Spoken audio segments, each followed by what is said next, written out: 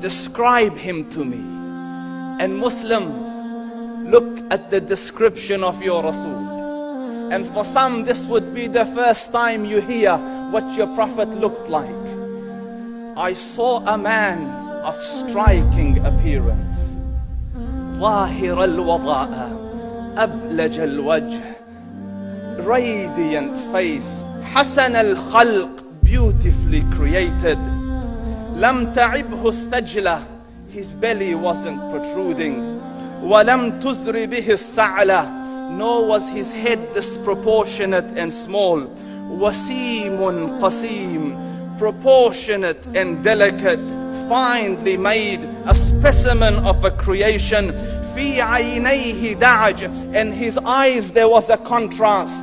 The dark was immensely dark, the white was excessively white. وفي أشفاره وطف, and his eyelashes were long. وفي صوته صهل, and in his voice was a natural echo. وفي عنقه سطع, and his neck was elegantly long. وفي لحيته كثاثة, his beard was full and thick. أزج أقرن, his eyebrows were arched, but they were not joined. It was separated. In Samat فعليه الوقار, when he was silent, dignity covered him. وإن تكلم سماه وعلاه البهاء, and when he spoke it was audible and clear, almost commanding and overtaking. أجمل الناس وأبهاهم من بعيد, from afar the most striking and outstanding in appearance. وأحسنهم وأجملهم من قريب, and when he came near, the best of them and the most handsome of them in closeness. حلو المنطق, such an exalted and sweet level of logic.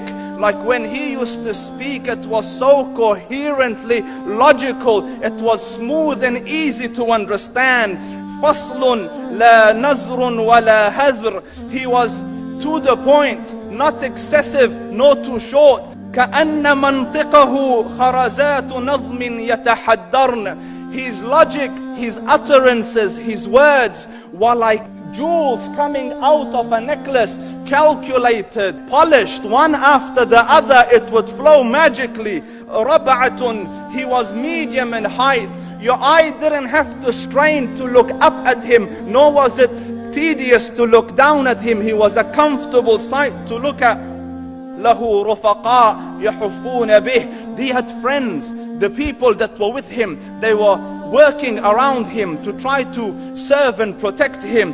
إن قال سمعوا لقوله, when he used to say something, they used to hearken to what he used to say. وإن أمر تبادروا إلى أمره, when he commanded, they used to compete to fulfill the command. This is Muhammad Rasulullah.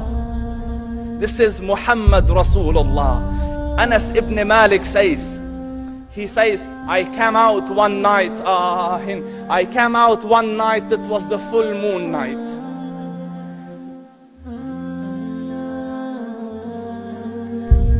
And I looked at the moon, and in the desert, understand, the moon is an awesome sight. It is smooth, it is radiant, it is clear, it is gentle compared to the scorching sun at which they are used to. So the moon was the epitome of beauty. So he says, I came out at a full moon night and I looked at the moon and I saw it, beautiful, handsome. So I said, let me go see if the moon is more handsome or my Prophet is more handsome. Let me see if that is more beautiful or the Prophet is more beautiful. So I went and I saw him standing afar. So I looked at his face and I looked at the moon, and I looked at his face and I looked at the moon, and I looked at his face and I looked at the moon, and he said, Wallahi, he was more handsome than the moon in its entirety. That is just the look of your Rasul. Aisha radiyallahu anha says, I was sewing with the needle. My needle dropped in the dark. I couldn't find it. I said, Ya Rasul, I can't find it. He moved his face close, and I swear, out of the radiance of his face, I found my needle. And the Prophet sallallahu alaihi wasallam was mind-bogglingly handsome, but his handsomeness was covered with waqar and jalal and hayba. The Sahaba say, when we used to sit at his feet, two feelings conflicting would come on the heart. The first one, you wanted to look at him. You wanted to behold the majesty of his face. And when you wanted to look up, shyness used to overtake you, so you used to look down. Amr ibn al-As says, I sat with him many times, but if you ask me to describe his face, I can't describe it. I wouldn't be able to look up to him ijlalan wa ta'zeeman. I couldn't look up at him. And that is why he didn't have the problems that Yusuf alayhi salam had. Because it was difficult to penetrate the awe and the splendor of the Rasul.